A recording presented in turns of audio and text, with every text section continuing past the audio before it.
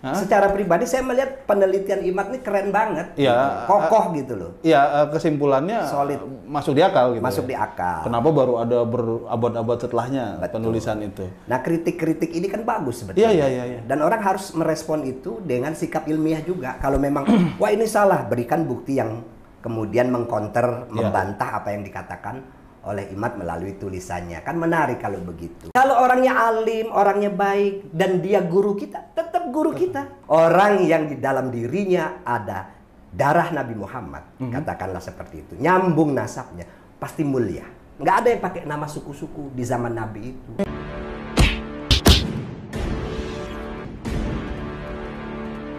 Udah lama banget Open Table nggak muncul lagi setelah beberapa bulan. Sekarang karena belakangan lagi merhatiin yang rame-rame nih. Di NU sekarang lagi banyak rame-ramenya nih kayak. Iya, betul, lagi rame Ada banget. banyak lah. Di kalangan Nahdien lah pokoknya. Iya, trending terus tiap Trending hari. terus. Ada banyak ada banyak pembicaraan yang bikin NU trending belakangan. Tapi saya mau ngobrolin soal satu hal sih spesifik, itu soal debat. Kayaknya lumayan rame tuh debat soal nasab antara dengan kalangan habaib ya kalau nggak salah kemarin. Ada Kiai NU, Kiai Imad ya? Kiai Imaduddin Usman. Banten ya? Banten. Yang bikin riset yang meragukan klaim bahwa kelompok Ba'alawi adalah keturunan Rasulullah gitu. Selama ini kan memang di banyak ada klaim sejarah atau catatan sejarah yang kira-kira menerangkan bahwa ada kelompok-kelompok Ba'alawi yang biasanya kalau dari Indonesia itu biasanya masuknya dari Yaman ya. Hadramaut termasuk itu adalah kelompok komunitas yang tumbuh dari cucunya Nabi kira-kira gitu lah ya. Begitu dulu. Katanya begitu. Kok ini tiba-tiba ada yang mau meragukan itu kayak gimana ceritanya itu? Ya, pertama bukan meragukan, kalau dalam tulisan Kiai Imaduddin itu memang dia membatalkan keterhubungan nasab kelompok Ba'alawi ini dengan Nabi Muhammad SAW. Karena ada jalur yang terkhusus pada nama Ubaidillah atau Abdullah itu. Dan saya sudah membaca dan mengikuti podcast-podcastnya Kiai Imad. Saya pikir ini penelitian yang sangat serius dan kuat. Jadi sangat menarik kalau bagi saya. Dia berhasil melakukan sesuatu yang ratusan tahun bahkan diyakini orang itu sebagai satu kebenaran, satu kepastian. Tapi menurut tulisannya Kiai Imad ternyata tidak demikian. Nah, itulah yang kemudian jadi heboh lah di kalangan masyarakat Muslim Indonesia, terutama ya di kalangan kelompok Nahdien, karena orang NU ini kan memang orang yang sangat menghormati para habaib, dan mereka banyak yang meyakini bahwa habaib ini memang bagian dari keturunan Nabi Muhammad SAW. Dan juga termasuk kelompok yang ikut menyebarkan Islam di Indonesia gitu lah ya, pada masa tertentu. Cuma kita mau ini aja dulu Kiai. Mungkin saya perlu belajar term mendasar nih soal perdebatan ini. Misalnya misalnya Ba'alawi. Ba'alawi itu apa sih sebetulnya? Ba'alawi itu klan yang memang dulu ada orang yang bernama Alwi. Yang dari Alwi inilah turun-temurun mereka kemudian di Indonesia bikin organisasi namanya Robitoh Alawiyin. Jadi orang-orang yang masih keturunan dari Alawi ini masuk dalam kelompok itu. Dan Alwi inilah yang selama ini dianggap sebagai link antara Nabi Muhammad keturunan Nabi ke kelompok-kelompok Hadramaut yang saya agak lupa karena memang penelitiannya itu sangat detail yang dilakukan oleh Imad, tapi pada prinsipnya putus hubungan antara mereka dengan Nabi Muhammad pada nama Ubaidillah atau Abdullah itu. Nah, tapi gini Kiai, ini kan sebetulnya biasanya adalah khazanah yang memang sudah diakui ratusan tahun ya. Iya. Di Indonesia sendiri kalau tidak salah orang-orang dari Hadramaut ini datang ke Indonesia itu abad, saya lupa. Penelitiannya itu abad 15 atau berapa gitu ya. Lebih jauh sih, jauh lebih tua dari itu. Cuma di awal masa mereka datang ke sini sendiri pun sudah ramai misalnya sebutan Syarif atau Syarif yang menunjukkan bahwa ini keturunan dari darah tertentu yang mana itu keturunan Rasulullah. Lah itu bukannya memang sudah dari dulu diterima gitu Pak? Betul, dari dulu memang diterima. Makanya sangat mengejutkan apa yang dilakukan oleh Kiai Imad ini melalui orang bilang tesisnya atau karya tulisnya. Dan saya sebagai orang yang punya kepentingan untuk keilmuan saya baca betul. Walaupun tidak bisa menghafal karena kan kalau udah soal nama bin itu saya tidak mampu menghafalnya. Nah, gara-gara inilah kemudian heboh gitu loh. Dan sebagian orang percaya, sangat percaya dengan apa yang dituliskan oleh Imad bahwa klan Ba'alwi itu putus sambungan nasabnya dengan Nabi. Di sisi lain banyak orang yang tidak percaya. Nah, inilah pro dan kontra yang rame. Dan saya secara pribadi sebetulnya melihat ini sebetulnya kajian ilmiah. Menarik, perdebatan yang baik. Perdebatan yang baik, dan itu sebetulnya harus direspon dengan cara yang positif. Kalau memang tidak setuju dengan apa yang dilakukan Imad, bikin tulisan baru, bikin tulisan tandingan yang kemudian mengcounter apa yang dilakukan oleh Imad. Nah, dalam kesempatan ini saya menghimbau juga orang yang pro dengan apa yang dilakukan Kiai Imad atau yang kontra. Tolonglah jaga gitu loh, jangan mencaci maki, jangan melebar dengan istilah-istilah pejoratif lah ya. Gitu. Ini perdebatan ilmiah, keilmuan gitu. Keilmuan. Setuju kita, silakan, nggak juga nggak apa-apa kan. Tapi masih dalam koridor keilmuan. Gitu. Betul. Bukan untuk misalnya meniadakan kelompok tertentu, bukan melakukan diskriminasi atau rasisme, enggak. Nah, gini. Tadi Kiai bilang bahwa Kiai Imad ini membatalkan klaim kepercayaan kita terhadap link Ba'alawi ke Rasulullah. Kalau saya tidak salah baca, ada beberapa tulisan yang saya sempat baca sebelumnya. Kiai Imad bilang memang bahwa dia tidak menemukan riwayat tertulis yang menyebut-nyebut soal link Ba'alawi itu. Iya, pada nama Ubaidillah itu. Iya, setelah itu tidak ada ya. Iya. Baru pada abad tertentu. Beberapa abad kemudian yang menuliskan hubungan itu. Tapi di sekitar abad-abad, di sekitar kehidupannya yang diklaim sebagai era kehidupan Ubaidillah ini tidak ditemukan di riwayat itu. Jauh setelah itu baru ada. Betul. Gitu. Jadi secara pribadi saya melihat penelitian Imad ini keren banget. Ya, kokoh gitu loh. Iya, kesimpulannya solid, masuk di akal gitu. Masuk di akal. Kenapa baru ada berabad-abad setelahnya penulisan itu? Nah, kritik-kritik ini kan bagus sebetulnya. Iya. Dan orang harus merespon itu dengan sikap ilmiah juga. Kalau memang wah ini salah, berikan bukti yang kemudian mengcounter, membantah apa yang dikatakan oleh Imad melalui tulisannya. Kan menarik kalau begitu. Apalagi ya, yang lebih tambah rame lagi, itu setelah Kiai Imad ini diundang oleh Bang Haji Oma Irama. Oke, di podcastnya. Di podcastnya Bisikan Roma. Itu makin rame lagi. Iya, betul. Roma Irama waktu wawancara Kiai Imad itu saya melihat juga cukup baik pertanyaan-pertanyaan. Kayaknya beliau sudah mempersiapkan. Kemudian juga memaparkan pengalaman dia bergaul dengan habaib di masa lalu dan lain sebagainya. Tapi harus diingat bahwa apa yang dilakukan oleh Bang Haji Roma Irama ini sangat baik. Karena dia juga mengundang orang yang kontra terhadap Imad. Jadi cover both side gitu, berimbang. Jadi tidak perlu kemudian Bang Haji Roma Irama dicaci maki. Iya, itu masa platformnya. Itu kan bagian dari kebebasan orang. Kalau kita lihat dari orang-orang yang diundang semuanya itu kan ada yang pro, ada yang kontra. Artinya dia nggak subjektif gitu. Dia objektif. Ini kan sebetulnya perdebatan ilmiah ya. Bukan masalah cacat moral. Betul. Kecuali misalnya pembunuh terus dikasih ruang untuk membela diri di podcast. Nah, itu mungkin ada persoalan moral di situ. Tapi kalau ini kan memang perdebatan ilmiah biasa aja. Betul. Makanya jangan mencaci maki orang. Apalagi kalau kita hitung-hitung, Bang Haji Roma Irama ini jasanya buat bangsa Indonesia kan luar biasa. Iya, nggak sedikit. Dia seniman yang sudah bisa menghibur rakyat Indonesia dari zaman dulu. Dari karya-karyanya juga banyak pengamen, penyanyi yang kemudian mendapatkan rezeki gitu. Iya, warna musik dangdut sekarang yang dibentuk oleh Roma Irama. Iya, saya ingat dia seorang mahakarya. Iya, seorang seniman yang sangat mewarnai. Nggak ada, seingat saya begini lah, nggak ada kampanye yang tidak melibatkan lagu Roma Irama. Gitu. Bisa dihitung tuh, hampir semua kampanye itu melibatkan lagu Roma Irama. Tapi gini Kiai, seingat saya kan memang Kiai Taufik ini orang yang selalu menekankan bahwa Islam saya adalah Islam yang menjunjung tinggi keilmuan. Nah, betul. Kan gitu Kiai.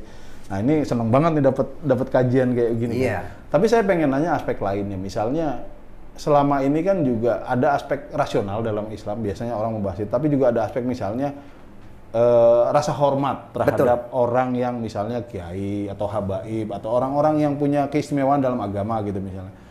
Jadi pendakwah selama puluhan tahun itu tuh istimewa kan karena dia konsistensinya. Nah, bisa nggak kemudian ada orang yang kalau ada yang ngomong kok berani-beraninya sama habaib ngomong kayak begitu atau sama kiai begitu, ini apa nggak songong menggugat menggugat keturunan kelompok-kelompok tertentu gitu misalnya? Ya itu hal yang wajar, namanya kita kan hidup di alam yang bebas seperti sekarang ini. Yeah. Lagi pula konsep penghormatan terhadap orang lain itu juga harus rasional. Pertama, kita menghormati orang baik. Yeah. Yang kedua, orang yang berjasa pada kita. Apalagi guru, itu harus kita hormatin gitu loh. Kenapa kita menghormati guru? Ya mereka kan berjasa mendidik kita, siapapun orangnya.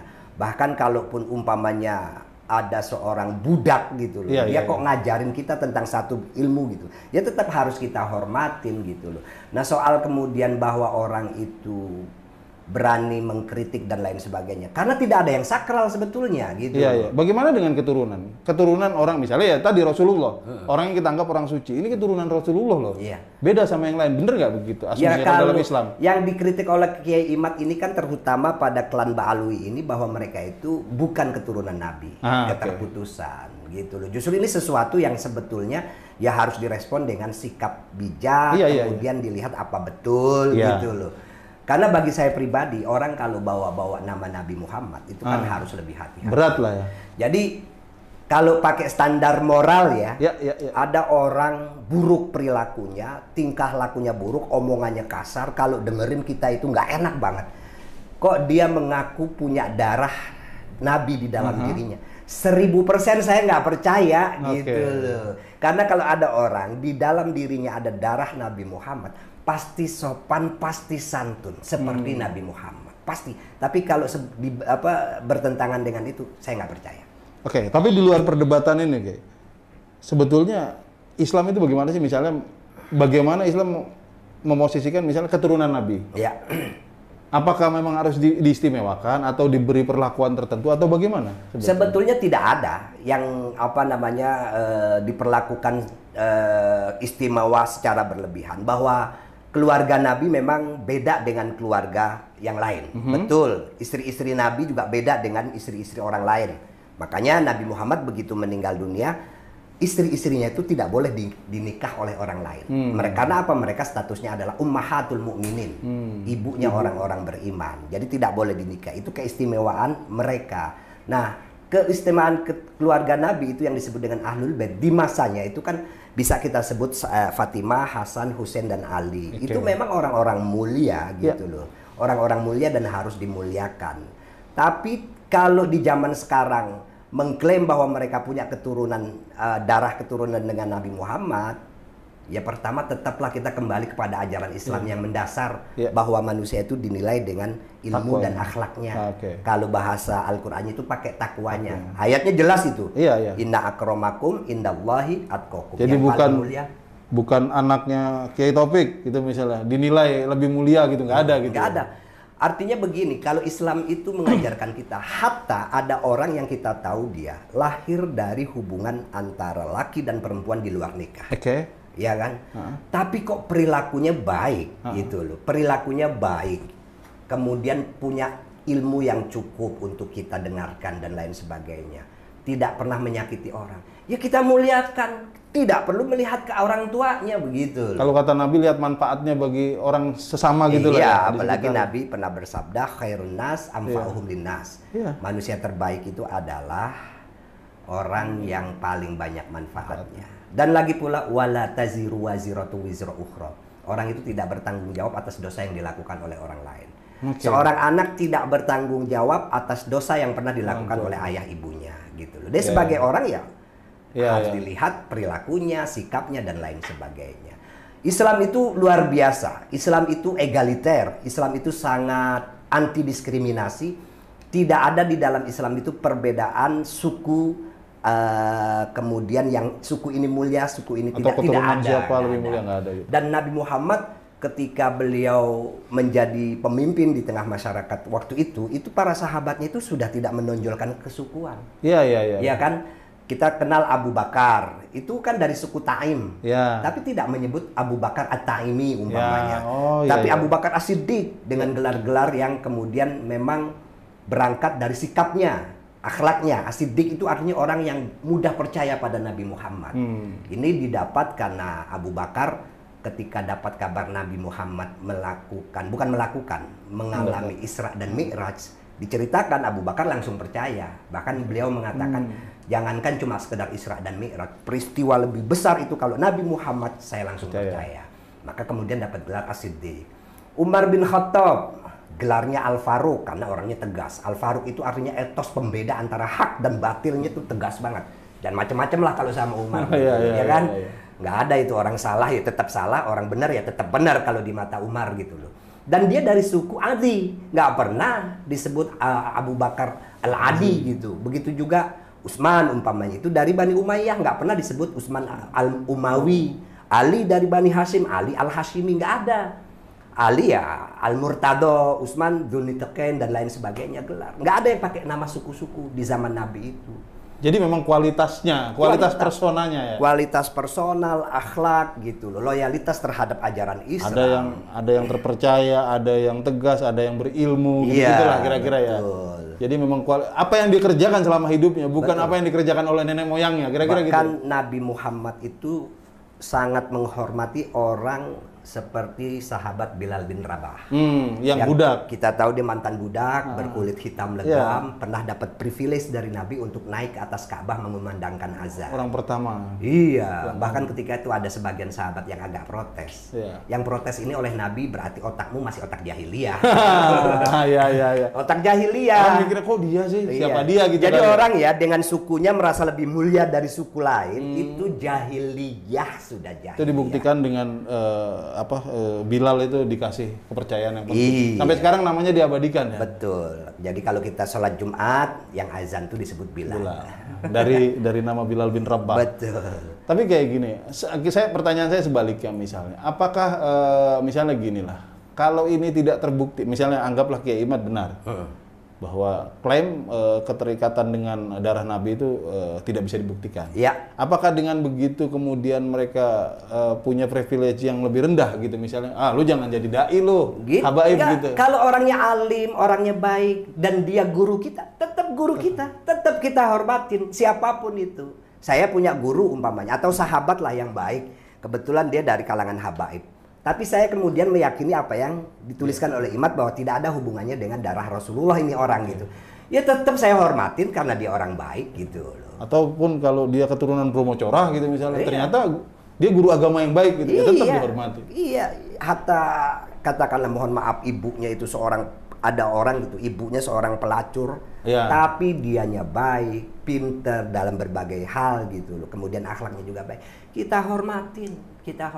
Ya dalam sejarah lah Al-Quran juga menjelaskan ada anak Nabi yang kemudian juga tidak menjadi ikut Nabi gitu loh. Ada orang tua Nabi yang juga tidak, ada istri Nabi yang juga tidak ikut nabinya seperti Nabi Lut, istrinya kan tidak mau mengikuti Nabi Lut. Nabi Ibrahim juga kan, bapaknya kan juga begitu. Atau ada paman Nabi yang malah jadi musuhnya gitu. Paman Nabi sendiri ada yang jadi musuhnya. Dan itu dijelaskan di Al-Quran. Ada Abu Jahal, Abu Lahab. Bahkan ada ayatnya tabat yada Abi Lahab wa tab. Gitu. Jadi ya sebetulnya dalam yang bisa saya simpulkan, Islam sebetulnya ngelihat itu adil sekali ya. Adil. Di luar perdebatan ini, tapi bahwa perdebatan ini kembali mengingatkan kita bahwa pada akhirnya bukan keturunan, bukan apa, tapi soal kualitas kita, kualitas, akhlak, apa yang telah kita kerjakan di tahun-tahun sebelumnya, kira-kira gitu. Betul. Itulah cara menilai yang paling objektif terhadap manusia gitu. Dan ini kan sebetulnya ini bagian dari feodalisme kan. Selain Ba'alwi, habaib itu di luar itu kan juga banyak orang yang masih suka membangga-banggakan gitu. Makanya bagi saya sebetulnya kita itu harus rasional dalam menghormati orang. Kalau saya santri menghormati kiai dan anak-anaknya itu rasional dalam batas tertentu. Iya kan? Ya karena apa? Ya sederhana. Saya dididik oleh bapaknya gitu. Bapaknya lah yang berjasa kepada saya mengajarkan umpamanya ilmu nahu, ilmu sorof. Maka wajar kalau putra-putranya saya hormati gitu. Ya kayak keluarga lah. Sama keponakan kan kita dekat kan, karena ya memang keluarga gitu. Betul. Ada imbasnya dalam hidup kita. Yang penting jangan ada sakralisasi. Tidak rasional itu ya. Nah kalau menyangkut darah ke Nabi, kalau memang benar kan memang kita harus menghormati. Tapi kalau tidak benar, ya ngapain gitu loh kita hormati dalam konteks sakralis. Nggak ada sakralisasi bahwa orang yang sudah ketahuan tidak terhubung nasabnya dengan Nabi Muhammad itu. Jadi kalau saya tangkap tadi antara menghormati dengan kehilangan rasionalitas itu jauh banget, nggak usah disatukan gitu loh. Tidak berarti karena kita menghormati orang kemudian kita kehilangan akal sehat. Betul. Gitu tetap hormati orang atau benci orang itu pakai akal sehat. Ya sama orang jahat ya kita harus benci perbuatannya karena merugikan kan. Baik merugikan diri kita atau merugikan orang lain gitu. Tetap standarnya itu akal sehat lah. Apalagi kalau kita kembali kepada ayat-ayat Al-Quran itu jelas kan bahwa memang Allah ciptakan manusia beda-beda, bersuku-suku, berbangsa-bangsa, dan ditegaskan yang paling mulia adalah orang yang bertakwa. Nabi Muhammad juga pernah pada peristiwa Haji Wada di akhir menjelang beliau wafat itu pidato menegaskan la fadla lil arabi alal ajami wala fadla lil abyadi alal ahmar. Tidak ada kemuliaan orang Arab dibanding orang non Arab gitu loh. Semuanya setara. Tidak ada kemuliaan orang kulit putih dibanding orang yang kulitnya berwarna. Artinya memang Islam itu rasisme udah selesai. Nggak ada gitu loh. Dahsyatlah pokoknya ajaran Islam itu. Nabi Muhammad mengajarkan juga seperti itu. Kemuliaan orang itu ya akhlaknya, ilmunya dan lain sebagainya itu. Luar biasa. Oke, Kiai, mungkin kita berharap sih banyak perdebatan-perdebatan ilmiah begini lagi supaya bisa kita diskusikan lagi begini-begini nih. Betul. Maksud saya yang ilmiah ini harus direspon secara ilmiah. Yang nggak sanggup mengikuti jangan kemudian ikut-ikutan dengan caci maki. Stoplah caci maki itu, biarkan itu. Mendingan baca berulang-ulang gitu. Mendingan baca, cari pengetahuan untuk kita makin meyakini gitu loh. Jangan kemudian udah nggak ngerti kemudian ikut mencaci maki dan lain sebagainya. Kadang-kadang kan ada yang model begitu. Nggak mau baca, nggak mau mengikuti, tapi mau nimbrung. Ngomel aja, caci maki orang. Orang dicaci maki. Banyak seperti itu. Tapi sekali lagi saya ingin kembali kepada satu statement. Saya tetap yakin bahwa di Indonesia ini masih ada atau di dunia ini orang yang memang masih keturunan dengan Nabi Muhammad nasab nyambung gitu kan. Nah kalau kita baca silsilah umpamanya tokoh kayak Kiai Haji Abdurrahman Wahid, Mbah Hashim Asy'ari, atau tokoh Muhammadiyah Kiai Haji Ahmad Dahlan, itu justru kalau silsilahnya diurut sampai ke atas sampai itu kepada Nabi Muhammad. Artinya apa? Orang yang di dalam dirinya ada darah Nabi Muhammad, katakanlah seperti itu, nyambung nasabnya, pasti mulia. Perilakunya, sikapnya pasti bermanfaat buat orang lain. Jadi kalau ada orang ngaku keturunan Nabi tapi perilakunya tidak mulia, apalagi menipu orang, bohong itu. Itu udah cek paling gampang kelihatan. Betul, nggak usah ribet-ribet itu aja. Ini kok begini modelannya gitu. Nabi Muhammad kan innama bu'itsu liutamima makarimal akhlak. Aku diutus ini, sungguh tujuan utamanya itu untuk menyempurnakan akhlak manusia. Itu yang sering dilupakan orang. Padahal dasar banget itu. Intinya itu semua. Intinya itu. Ya. Pak Maki umpamanya, Bang Maki punya orang tua mulia, ya kan. Tapi perilaku Bang Maki, mohon maaf, contoh berantakan gitu, nyakitin orang. Orang sebel, tapi Bang Maki teriak-teriak, oh bapak gue mulia, bapak gue mulia. Orang akan lihat, bodoh amat, bapak lu kan begitu, lu kan begitu. Oke, terima kasih Kiai. Kita ketemu lagi di podcast selanjutnya. Siap. Semoga banyak perdebatan begini-begini lagi. Iya, saya senang sekali ada debat-debat ilmiah gitu. Jangan emosi, jangan mencaci maki. Titik. Terima kasih. Open table.